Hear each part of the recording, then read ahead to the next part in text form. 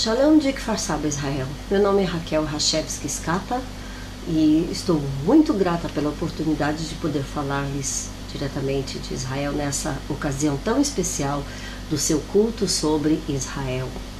Alguns detalhes: eu sou jornalista, vivo em Israel há 32 anos, tenho um esposo uruguaio, Alberto, meu filho Lucas, de 2 anos e 8 meses, e nós somos membros da congregação Hamayan, daqui da nossa cidade, já eu há 25 anos quase, e é realmente um prazer poder servir a Deus diretamente aqui na terra onde tudo começou.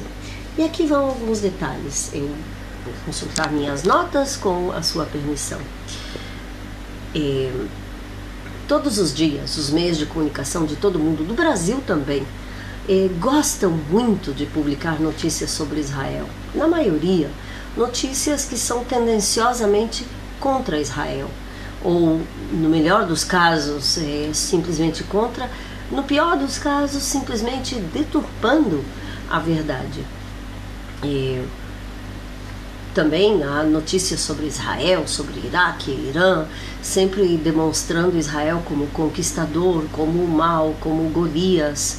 Sim, Israel é uma potência militar, mas há muita diferença entre o que é publicado e o que realmente acontece.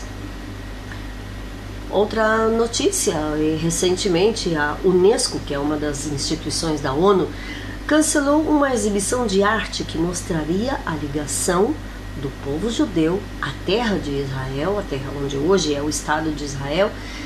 Esta exibição mostraria esta ligação que vem de mais de 3.000 anos atrás, desde os tempos do rei Davi. Tal exibição, organizada pelo Centro Wiesenthal dos Estados Unidos, já havia sido adiada pela Unesco várias vezes sob vários pretextos. Finalmente a exibição aconteceu depois de muito tempo, depois de muita pressão, mas foi bem, bem singela. O que era para ser não foi, na verdade. O que vemos também no decorrer dos anos é uma tentativa de negar a legitimidade de Israel, do povo judeu, do direito do povo judeu à terra de Israel. Negar este direito é negar a Bíblia. Simplesmente claro. Isso não é porque a imprensa mundial seja ignorante aos fatos. A imprensa sabe dos fatos. Como jornalista eu lhes falo, eu sei que a imprensa sabe dos fatos. Mas a imprensa é manipulada por pessoas de altos interesses. Por exemplo, os donos do petróleo. Israel não tem petróleo, os países árabes, sim. O petróleo e as armas são duas coisas que movem o mundo. Mas voltando um pouquinho atrás, afinal de contas, o que é Israel? Quem é este povo, o povo judeu, que o mundo se preocupa tanto em odiá-lo ou amá-lo? Para responder, temos que voltar à Bíblia. Vocês, amados, conhecem a Bíblia. Precisamente ao patriarca Abraão. Este, antes de ter o seu nome mudado diretamente por Deus de Abrão para Abraão, o pai de muitas nações, saiu da terra de Ur-Kasdim. Sim, hoje em dia Ur-Kasdim é o território do Iraque. Ele saiu em direção à terra que Deus mesmo lhe prometeu, a terra de Israel, a terra de Canaã, chamada na época. Segundo a Bíblia, o território prometido a Abraão se estendia do Mar Mediterrâneo até o que hoje é a Jordânia, inclusive Judeia e Samaria. Judeia e Samaria, não Cisjordânia. Este nome não existe, não para nós. É um nome inventado para quem quer dizer que a Cisjordânia é parte da Jordânia. E atualmente o que é Israel? Qual é a sua capital? Quais são os países vizinhos? O Estado de Israel tem 22.145 quilômetros quadrados, quase do tamanho do estado do Sergipe, um pouquinho lá no norte, nordeste do Brasil. A população de Israel é de mais de 8 milhões, a maioria de judeus, também há minorias árabes e outros. Entre os judeus há tanto ortodoxos religiosos como seculares, e também judeus messiânicos. E também entre os árabes há muçulmanos, que são a maioria, e cristãos. Entre os cristãos há católicos e evangélicos, principalmente, por exemplo, batistas.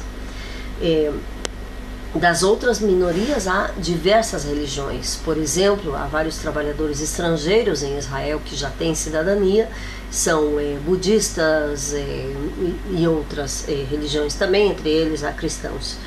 As minorias em Israel gozam de liberdade de movimento, de trabalho, de expressão, de voto, de compra, de venda. Israel não é uma terra de apartheid.